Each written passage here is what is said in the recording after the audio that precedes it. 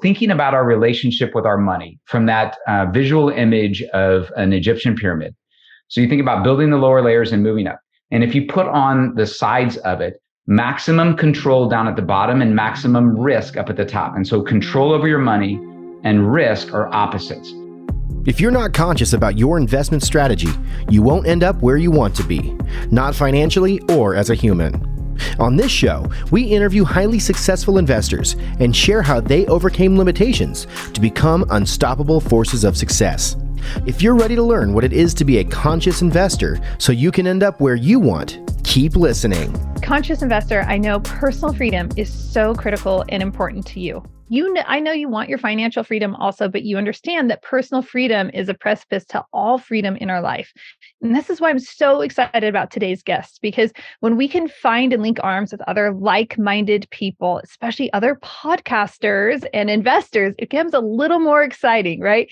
And we need that extra support. I mean, we're swimming upstream. The world is telling us one thing, and we're saying, hey, no, financial freedom is really important, and we are investing for that. However, we want all freedom in our life. And so I'm really excited to have Gary joining me today. He is just phenomenal. We've been talking off air, and I did a little recon. And although I'm grateful for his service as a naval officer and retiring as a naval officer, I mean, he was a commander of a ship, a nuclear submarine. If this isn't impressive to you, I mean, that's highly impressive to me. That's impressive. But what he's doing to support people today in building out their wealth is even more impressive. Not to negate anything in your service to our country, but being able to impact people's lives in this way is just taking the civil duty to an entirely new level. Gary, so excited to have you on the show. Welcome to The Conscious Investor. Hey, thanks, Julie. I'm honored to be here, and I appreciate your focus.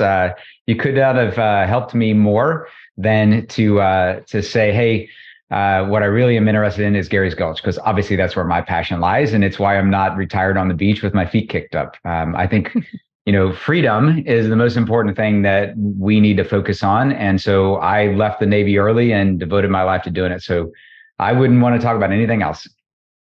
It's so critical. And it's interesting. And you said something really important that is definitely aligned with myself and the conscious investor. And that is like, sure, we could retire and we could kick our feet up and we could sip the Mai Tais on the beach and have all of that sunshine. And trust me, I live on the Canadian border. Conscious investor, you hear me talk about this all the time. Like, I love my sunshine days because I don't get enough of them. I get that. But there's a greater, deeper purpose. So just out of curiosity, and I follow curiosity often, is what is the impetus for you within? Because everything that we do on the outside, all of our actions are a reaction, a response to whatever is taking place internally. So why not just retire? Why not hang out with your beautiful wife and enjoy your kids and hang out on the beach? There's a couple of things. Like, first of all, it's unhealthy to just hang out and do nothing, right? Like, anybody who is driven knows that it lasts for like 5 minutes. Like, we dream, like, it's very sad to me that people die with the music inside. Like, they could have been something, but they didn't have the courage to do it. So they worked for 45 years in a job where all they ever thought about was not having to do that anymore. And then even sadder than that is that when they try the beach with their feet kicked up and a Heineken for like 10 minutes, they realize this was not where I thought I was headed. Like, I am bored to tears, right? And maybe not. Maybe they're able to go out and reinvent themselves and do what they've always wanted to do, which is perhaps charity, giving back, mentoring people, teaching high school. Like, there's so many amazing things that we can do to share all of our gifts and expertise that we've built over the years with others. Yeah. Most people don't do that. Sadly, most people courageously go out and protect all the rest of us, like police officers. Like, if you look at how long police officers live in retirement, it is really sad. They spend their entire lives protecting all of us, taking bullets literally for us. And then they last a few months because they don't understand what they're getting into, right? They don't understand that we're putting this thing, like the word retire means take out of service, right? That's its definition in the dictionary. And so look around anywhere else in nature. I do this all the time. You say you speak to curiosity, right? Or you follow curiosity. All the time. I follow what my other senses are telling me, which is probably curiosity too. But I can remember walking in the middle of COVID and everybody is saying we're all going to die. And I'm looking at the squirrels and my puppy dog that's walking with me. And like everyone who's running from me to stay 50 feet away when they see me. I was up in New Jersey at the time. And none of it checked with reality. Like nothing else in nature said, this is it. This is the end. Right. And so it didn't make sense. And so retirement, I look all around nature and I go, okay, where is evidence that any other species, plant or animal, is doing this take ourselves out of service thing that the Austrians decided was a good idea 100 plus years ago. And we all just jumped on it. Right. Because it was a story that sounded cool. I don't have to work anymore and I hate my job. And so I don't want to work. And there's no old squirrels, right, that are like, hey, young dudes, remember when I raised you? Well, it's your turn. Like collect the nuts for me. Or there's no trees who are like, my roots are tired. You guys collect water for me. Like it doesn't work. You stop producing and you die. And that's what God is trying to teach us humans, but we're just kind of thick-headed. So I want to help people fix that. But I think that was, so that's why I don't retire, right? Really, though, in my core is that I am as patriotic as they come. I joke sometimes that I speak from stage all across the country with American flag socks on. I mean, it's not a joke. I do have those socks on. And I'm super patriotic. And sometimes I'm critical at our government and what they're doing. And it comes off kind of weird. Like I was, serving our country, protecting from the forces outside, the threats outside America for 30 years.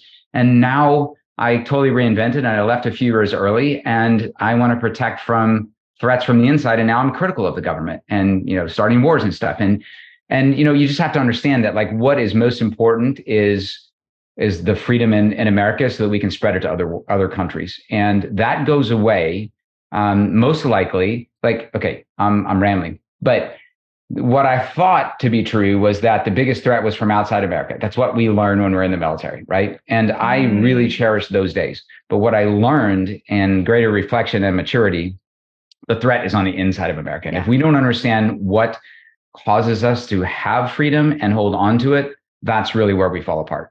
I mean, we're such an amazing country. It doesn't happen from the outside.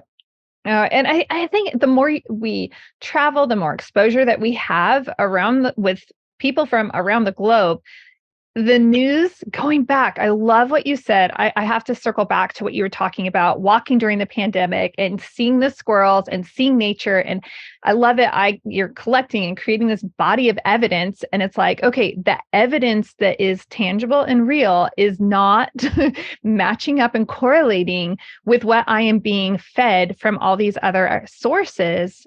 This is words and talk, but this is what I am actually seeing. Obviously, I had a very similar response, but I also live in the middle of nowhere. And I'm like, this is great. Life is good. But, when we don't see that, and then just transitioning that into the concept of the US and when we are not taking care and feeding things like, I'm sorry, let me straighten out this thought real fast. Here we go. Straighten it out. What I was intending to say was we're told all the time that America is terrible, it's trash, and we get this negative vibe coming at us from within. When we travel and engage people around the globe, there's another story and another sentiment. And there's a reason why people continually come to our beautiful country. Yeah, absolutely. There's an incredible quote from Ronald Reagan when he was, it was well before he was president. He was in California, still an actor, I think. And he's talking with a friend and he and his friend meet an immigrant from, I think it was Colombia. It was somewhere in South America. And I don't know, have you heard this quote or have you heard this story at all? Keep going, because if I have, the conscious investor may not have. May not have. Good. So, they hear his story and Ronald Reagan says, oh my gosh. And to his friend, he says, this is just such a this is such a reminder about how lucky we are in America. Mm. And the immigrant says, what are you talking about? He's like, I'm the lucky one. He said, I had someplace to go. If you guys mess this up, you don't have anywhere to go. And I completely believe that. It's in my core that 250 years ago, I call it the 250-year-old experiment. I didn't create that, but people ask me sometimes on my podcast, why do you say that? Because at the time they said crazy stuff and they signed, our founding fathers signed their death wish when they said, "Come get us, King George, most powerful person on the planet," because here's what we believe: the government works for the people. And when people create something and when they, have a homestead, it's theirs. We can't take it from them. And it's not the king's, right? And so that was an experiment. It had never been done in the world. And anyone, sure, let's bash America. Most of that, like you said, comes from inside America. But I question anybody. I ask anybody to build a real case that America is not a successful experiment. Because everyone outside America, like you said, you just go ask them. They will say, in America, you get to do X. That place is amazing. And why are people running here, right? No one's running away. So that's what I try to tell everyone who's like, I hate America. I'm like, well, then go. I'll pay for your plane ticket. They're not going to do it. We have choices.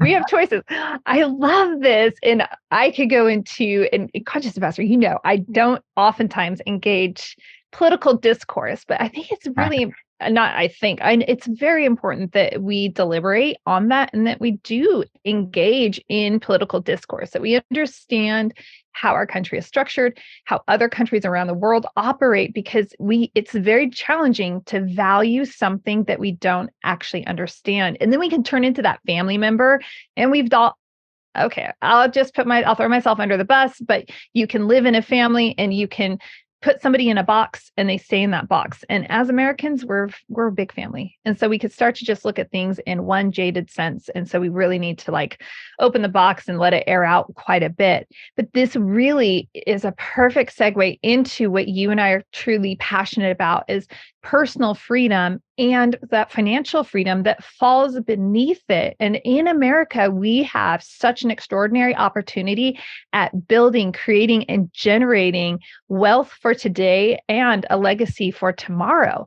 We see money flooding in from other countries around the globe. You and I see it in our, in the investing space all the time, where it's like, there's so much money coming from other countries constantly into the US to invest because it's so powerful and such a great opportunity. You and I are passionate about helping people build true wealth. So let's go ahead and transition into that, because I know this is part of your, you have a very large heart with lots of beats to it. So let's go down that rabbit hole and talk about your philosophy that the conscious investor can apply to their life on building lasting wealth. Yeah, absolutely. I really appreciate that. So I'll start with the name of my podcast, which is Gary's Gulch. And that goes back to Gulch from Ayn Rand's book, Atlas Shrugged. And so if I'm fairly certain conscious investor knows who Ayn Rand is. She immigrated from the Soviet Union and made it her purpose in life to explain to Americans why we should not go down the path of socialism. And it was all the same reasons that you and I are speaking about. And in this book, Atlas Shrugged, a very large book, it's like 1,000-page, fictional book about America in the 1960s. There was a place where the producers, the people who were continuing to add value, even though there was more and more government regulation and made it harder and harder, they stopped them from producing things that were profitable. Yet they were this group that just kept producing beyond all of that. And eventually they would go to this place called Gulch. I don't want to destroy the book for you. And by the way, conscious investor, if you haven't read it and it's too big of a step today, there's a really awkward kind of mini-series 3-part movie on Amazon Prime that you can watch, the 3 parts. The reason I say it's awkward is because it's low budget and it gets the point across. But they change the characters, every character in every movie. So it's really crazy to figure out who's who. That just falls in line with true Russian literature. I'm just going to say, if you read Tolstoy, Dostoevsky, you read any classic, Russian lit, you're like, who are these characters? So I'm just saying, maybe Amazon. I'll just throw that their way. Yeah, there you go. So, the reason for Gary's Gulch is because I'm trying to attract individuals. I am attracting individuals who are seeking agency. And agency is not a word that we use very often. In fact, one of my best listeners, and if I'm sure he's listening to this one too. And so my hat's off to my investor, but he said, I love what you're talking about, but Andrew says, every time you say the word agency, it makes me want to throw up. And I go, okay, why? Because I looked at the definition of agency, and it was my coach who said, you keep talking about agency. I'm like, I don't know what you're talking about because I never used the word, but it means the ability of an individual to make their own free choices, right? That's basically it. Yes. And I talk about the financial side of it in just a moment here, but, still on my soapbox, Andrew said, it's because CIA and NSA and all of these other government things that end an agency that are not good for us. And I go, okay, understood. So I went down this rabbit hole to figure out why that is. And your listeners have to reach out to me independently because I don't want to destroy the whole time that we have together. But there's a reason they put the word agency in those organizations. That's not what I'm talking about. I'm talking about the ability of an individual to make their own free choice, because my premise is that living an inspired and abundant life requires freedom, and freedom requires agency. Because in my podcast that's posting tomorrow, I talked about the funny movie Office Space that was back in 1999. Oh yeah. And right. And like the boss was pushing on them. Yeah, I'm going to have you come in on Saturday. Right. And like the people did it. And why did people I'll just be family friendly here and say, why did they take a jab a couple of years ago? And why are they now have health problems? Right. They did it because they were going to lose their job if they didn't do it. And so we send our kids to schools and let them hear things that we would rather not do, but we can't afford the private school that we want them to go to. So it all comes back to, does somebody have their thumb on you financially? I call it financial blackmail. And so it is my mission in life to attract people who already have a taste for agency. They already have agency and they want to grow it. And then they want to be able to help other people do the same. Right. And so sometimes I meet people who are like, listen, I'm 5 years from when I want to retire at age 54. And can you help me get there in time so that I can just cover my passive, they played Robert Kiyosaki's Cash Flow 101 and they missed the point of it. They're like, if I can just barely cover the passive income, then I'm free. And their idea of free is do nothing. I'm like, that's not me. I'm not your guy. Like, right. I want to spend my time, my days left on this planet helping other people who are going to spread agency to everybody else. And so the whole point of Gulch and Atlas Shrugged was to take those who understand agency and create an environment so that they can do it and not be oppressed. And I'm trying to do that electronically through education and through my podcast. I'm taking it physical, though. I just moved to Cape Coral, Florida, and we're building a little resort down here. And I'm going to bring people in once or twice a year, and we're going to actually do Gulch in live format. So that's a lot of my passion. And then I'll pause there for a redirect, but then maybe I'll get into just kind of financially what's important. Wow. So amazing. I love this. And I agree with you. I love words. And so I understand the multiple meanings of the word agency. But as you very eloquently stated, it's not common. I mean, most of us think of the FBI agency or the CIA, right. Like you said, all of these government bureaucracies. And it's like, no, that is, as you were alluding to, that's one use of agency. But now let's look at this in our sense and let's have that personal ownership of our lives so that we're empowered. And conscious investor, you hear this all the time, but God created us. We have unique giftings. And recently, I think you'll appreciate this. And then we're going to dive in. I'm going to take a little bookmark here and just say, my husband and I love the 1920s. We were recently at a beautiful hotel and, we're like, wow, wouldn't it be great to have lived it during this era?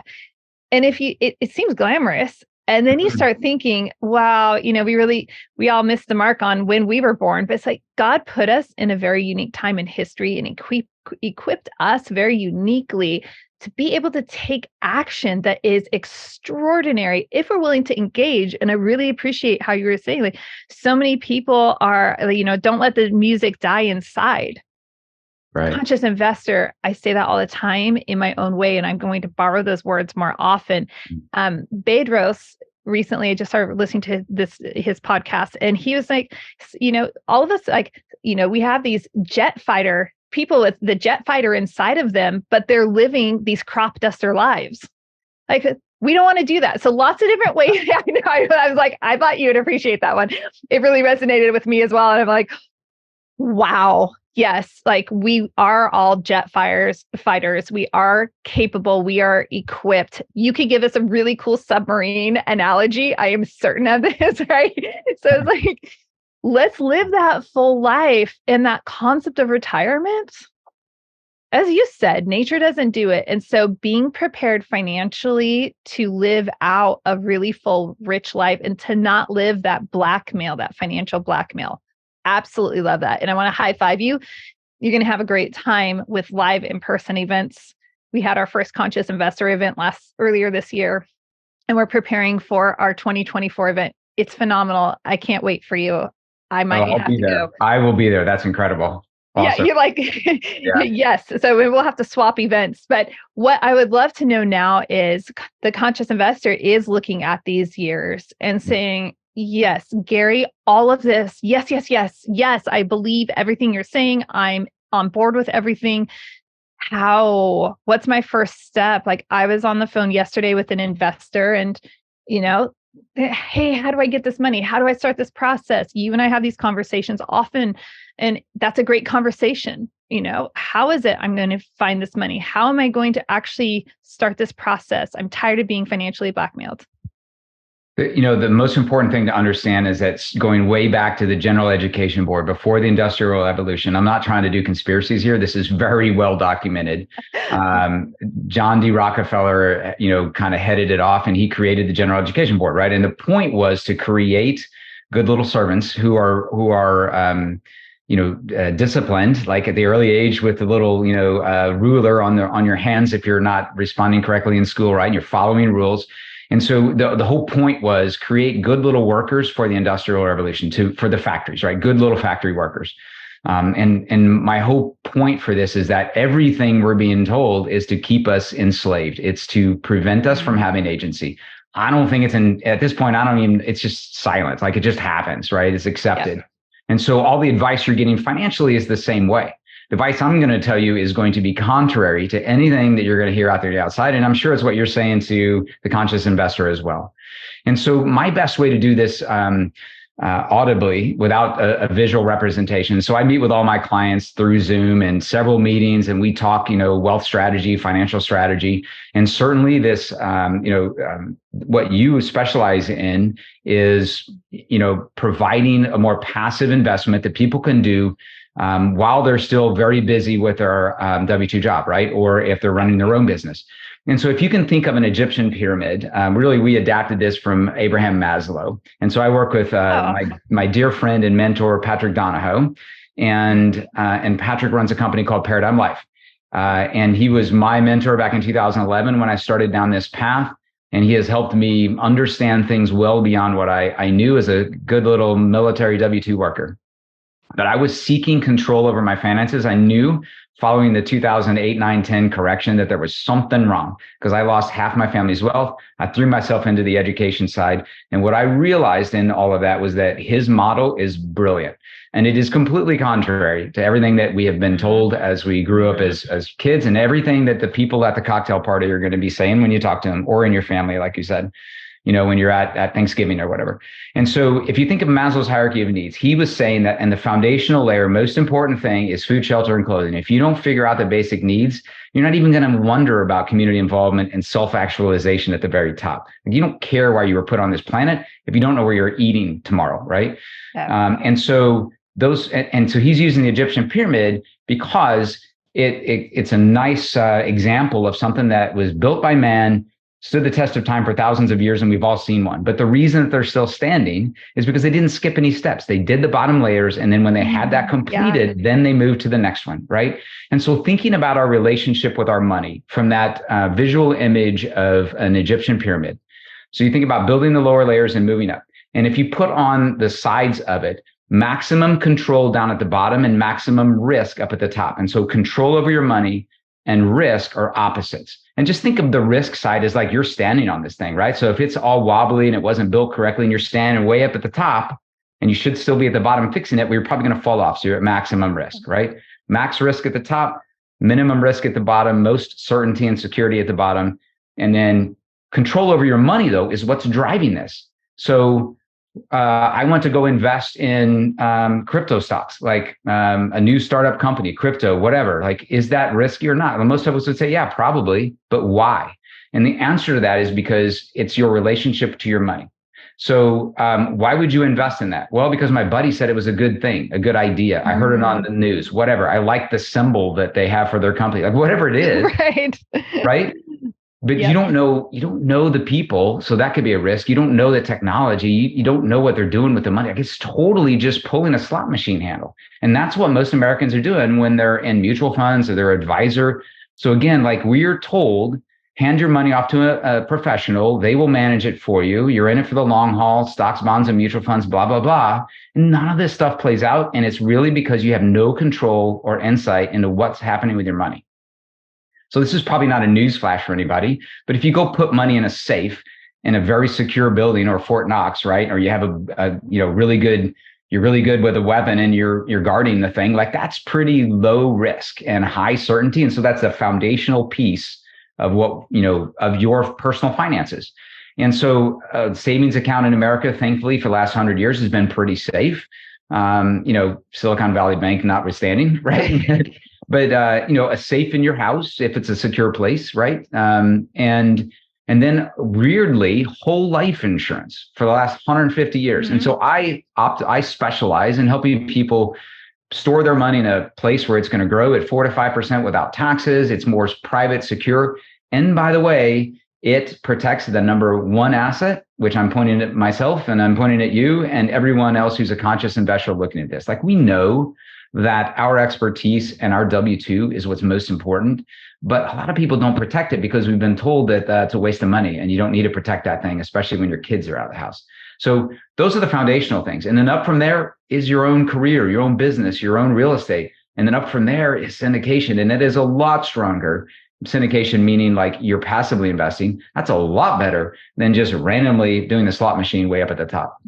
Oh gosh, I love this. And I want to dive down the rabbit hole of, it's known by so many things, bank on yourself, infinite banking, perpetual wealth building strategy. Like there's so many different ways that we can talk about whole, and then we can argue whole and universal life insurance policies. We're not going to go into that argument. It's a debate, conscious investor. And I'm not going to engage that part because really it's the principle that you need to understand. Now, the conscious investor has actually, I've spoken with the conscious investor.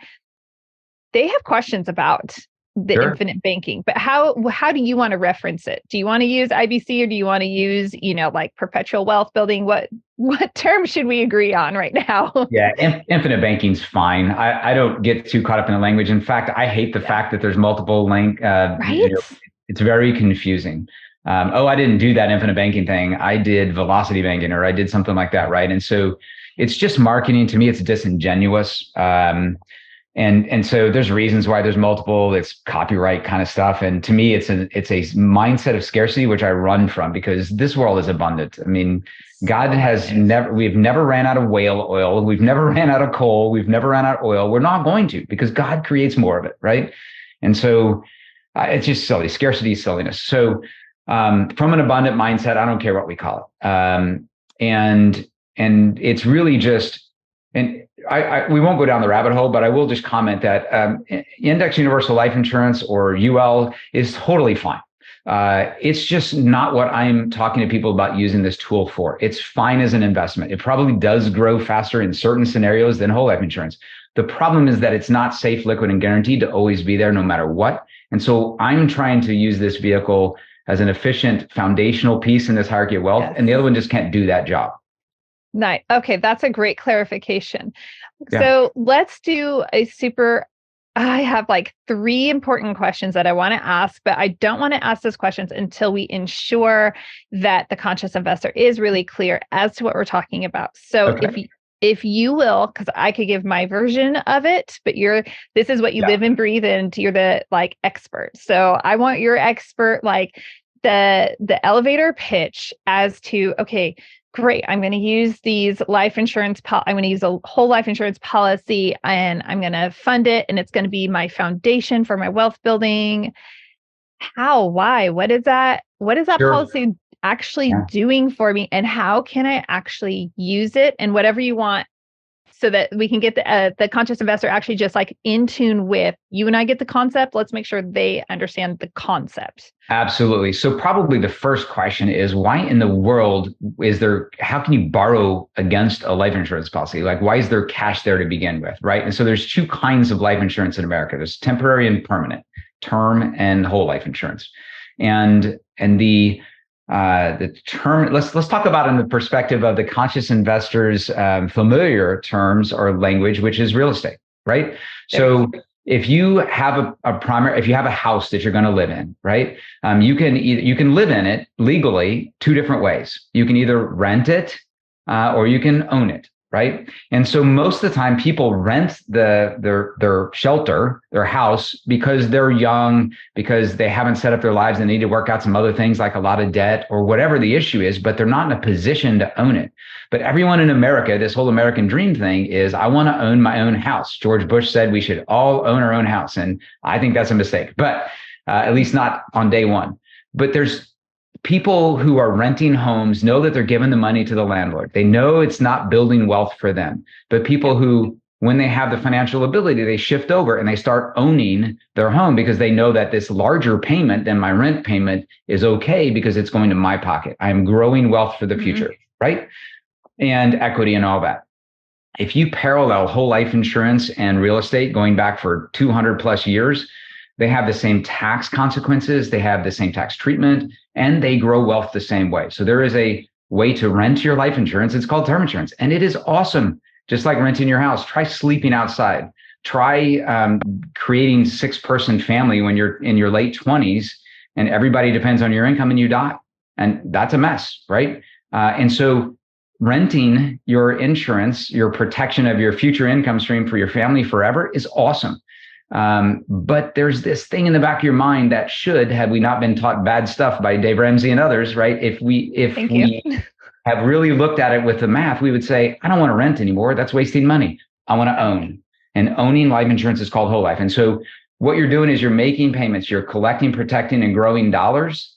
And they give you access to those dollars, just like collecting, protecting, and growing equity in your asset. And they give you access to the asset. You can borrow against it while you're building equity, right?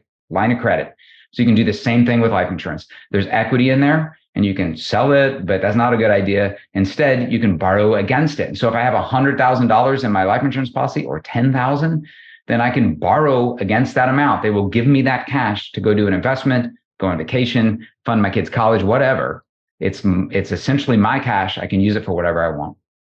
This is one of the most powerful things. One analogy I have heard, and so I'm going to share this analogy and then let you moderate it. And that is, I love the concept of it also being like a safe. And so just so correct me if I'm wrong, again, moderate this.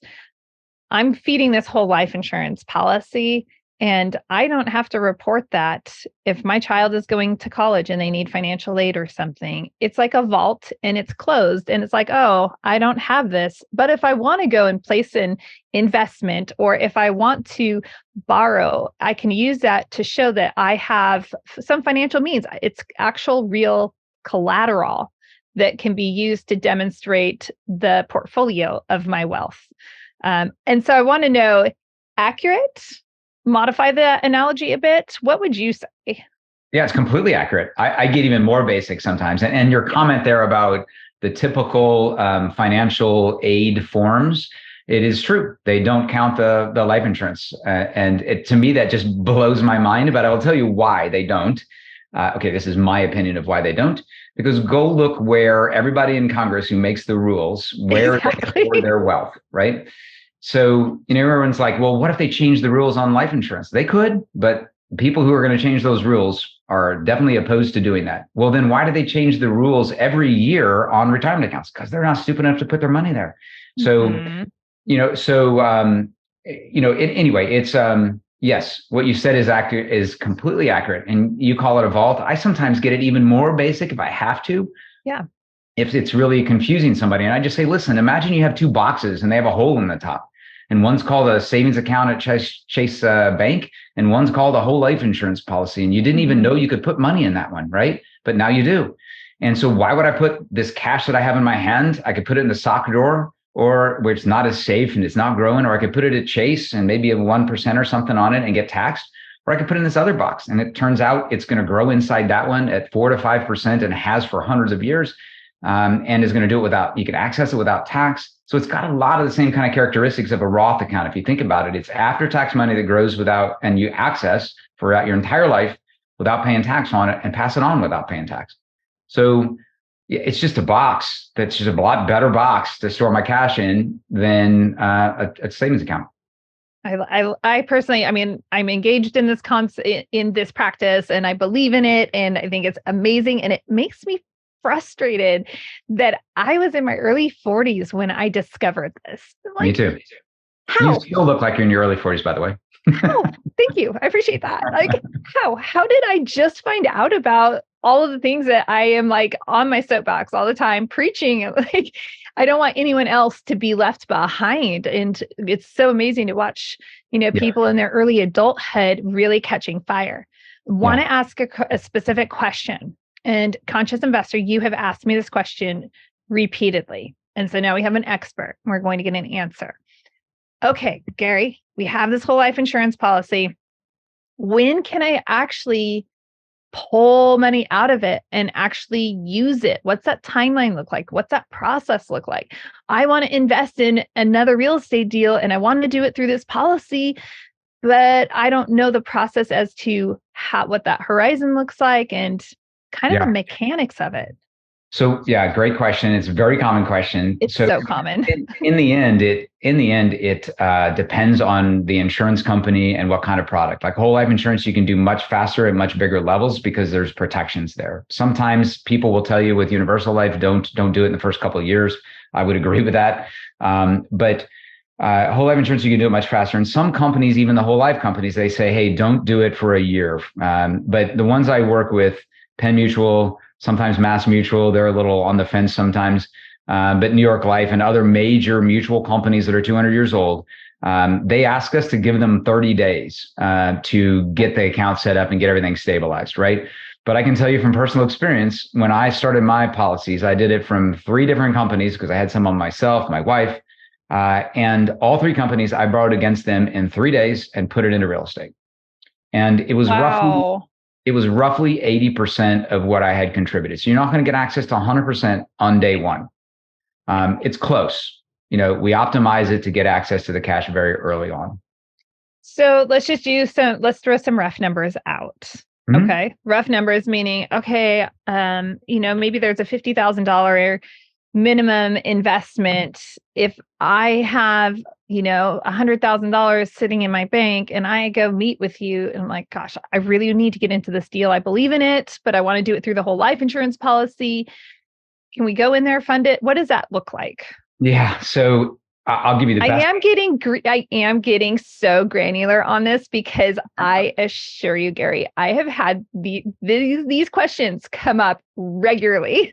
Yeah. So this isn't over promising, but I'm showing you the optimistic side at the beginning and then I'll back off of it. So the company I do most of my business with will often, for healthy young individuals like the Conscious Investor, and I'm saying like under 65 or 70, right? A healthy individual who's had a great track record and hasn't had major surgery in the last few years, that person fills out an application that takes about 10 minutes. And the computer does some checking of publicly available medical databases and driving records and stuff. And if everything is good, it comes back with a rating. And we DocuSign submit it, and it comes back with a link to start. So like you can do same day or next day in many occasions. Now, if it's more like, somebody mid 50s like me and it's got a few dings and dents, a little bit of a medical history. And so Navy life. So the record is this thick and I'm actually really healthy, but it's just got a lot of stuff in it and they love to look at it, right? The insurance company. So, if it's that situation, maybe they want to do lab work, like maybe they want to do a blood test, right? And some companies just haven't embraced the available technology. And so it's still routine for them, still standard. Mm-hmm. And so a lab test that's not hard. It's a 20-minute visit that they can typically do 2 or 3 days after you start the application.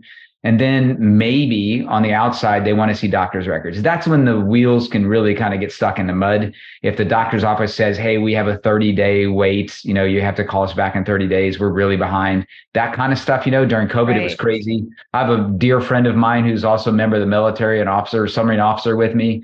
And we're on our third attempt to get the government, the military, to give us the records. And he's super healthy. We all know it. But anyway, so he's 3 months into this thing, but it could be the next day. And so I would say typically 2 to 3 weeks is a real good timeline that I think I could get it in under that amount of time. I like that. Conscious investors, you have like this horizon, right? On the best case scenario, tomorrow. Rainbows, unicorns, all of that. We could maybe get this done in a few days. Worst case scenario, you're 3 months still waiting. Who knows when it's gonna. But average case is, hey, it's gonna take a few weeks, maybe a month, and you're gonna be rocking and rolling. So, and just on the investor, speaking from the active investing side, conscious investor, I can say, as long as you're communicating with your team that you want to invest in, that's probably not a problem. That's more than likely not going to be an issue, and more than likely they'll be able to reserve your spot and hold it for you. So keep that in mind as well. One quick point on that, like everyone thinks of this as all or nothing, right? It doesn't have to be that way. So you could, for example, I have clients who are saying, okay, but I'm not sure if I need the money in the 30 days, right? The first 30 days. And so they say, well, how about this? Can I just do the minimum? And the minimum is typically it's like 20% of the maximum. So every year we create a policy that you should plan on contributing to at least for 5 to 7 years, just a commitment to do a longer term thing here. You can contribute typically for out to age 100 or something. But you can always do shorter and never go beyond that, right? So, but you should commit to 5 to 7 if you're going to start one of these things.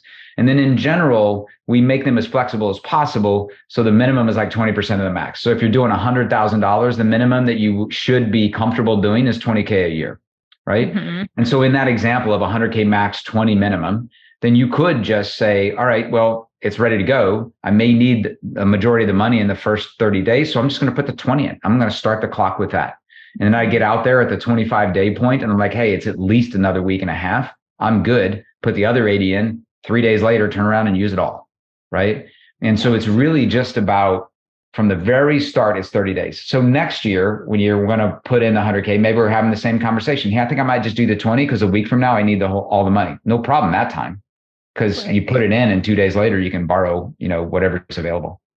Oh my gosh. I love this. My goodness. I could go on down the rabbit hole in this conversation. Conscious investor, we have to wrap up. And I know that you're getting so much value from this. And you can see that there are a lot of moving parts, but none of it is overly complex. It's just having someone that can be a trusted guide, take you through the process. So I want to encourage you, a couple of encouragements here, conscious investor. Make sure that you are reaching out. I always remind you to do this. I don't just have anybody on the guest. In fact, I was on another friend's podcast, The Gentle Art of Crushing It. And that's where I was like, oh, wait, I was listening to that, different episodes. And I saw Gary's episode. I'm like, wait, what? How? And so I had a friend and provide an introduction. So when somebody is on this podcast, that it's not just some random person. There's a little bit of gentle vetting that is taking place to ensure that, you're going to be, these are people that you do want to reach out to. Now you need to trust and verify on your own. Please remember that always, but take time, head over, check out Gary's Gulch podcast on all your favorite platforms. And as always, leave a rating and review. That's just a very friendly thing to do. It's like when you go to a friend's, home for dinner, take a bottle of wine. It's fun, it's nice, and it's a great thing to do. Also, I want to make sure that you know how to get in touch with Gary. So Gary, what is the best way for the conscious investor to reach out with you? Because I know they're curious and they're like, okay, you just, this is an appetizer. Where's a full course meal? So the easiest way is just my personal website. I just branded with my name. So it's GaryPinkerton.com. There's a link there, or you can just email Gary at GaryPinkerton.com. And I could spell it for you, but just, Google Gary Pinkerton submarine commander and you'll get there. You'll get all sorts of cool information. Gary, this has just been pure joy. I appreciate the work that you are doing, the contribution, for people financially, but really for people personally, and empowering people to really take agency of their lives and live this empowered life that they were intended to. So thank you so much. Absolutely. I just want to push Gary's Gulch because I have no doubt, certainly you are a ideal person to be in my life. And so I have no doubt that your listeners are, or they wouldn't be listening to you. So if we can mix audiences, I think I can add a tremendous amount of value. I'm very grateful. I have no doubt about that as well. Conscious Investor, I appreciate you taking time to listen to this episode. Please remember, leave a rating and review. Let us know what you think of this episode down at the bottom or wherever it is. Hit the follow button and leave that rating and review. Give us some feedback. Honest. If it was a 1-star and you were frustrated with it, great. Let us know. Honesty, you have agency over however you want to communicate that. And it's, nice. You're not going to be on the blacklist or anything if you, leave a review that isn't our favorite. It's no, you are our favorite because we're here creating content for you. We're here to serve you and support you. And as always, if you have not already popped on the calendar to speak with me, why not? I was talking with an investor yesterday who listens to the show, and he said, I always hear you say this, and I didn't know if it's true. And by the end of our conversation, he's like, oh my gosh, you're absolutely not even joking when you say call. So anyway, pop down in the show notes, schedule a time for us to talk so we can just see what's going on with your investment goals. Maybe I end up, reconnecting you with Gary. Maybe there is another strategy that you need to be implementing. If I can't support you, I'm going to connect you with someone who can. Okay. Until next time, live big, love bigger, and do great things. What's the big deal about investing in apartments? Why is it better than investing in a slew of single-family homes? I've compiled a lot of information on why investing in a multifamily, also known as apartments, will help you reach your investment goals. Head over to 3keysinvestments.com and download the Why Invest in Multifamily guide today.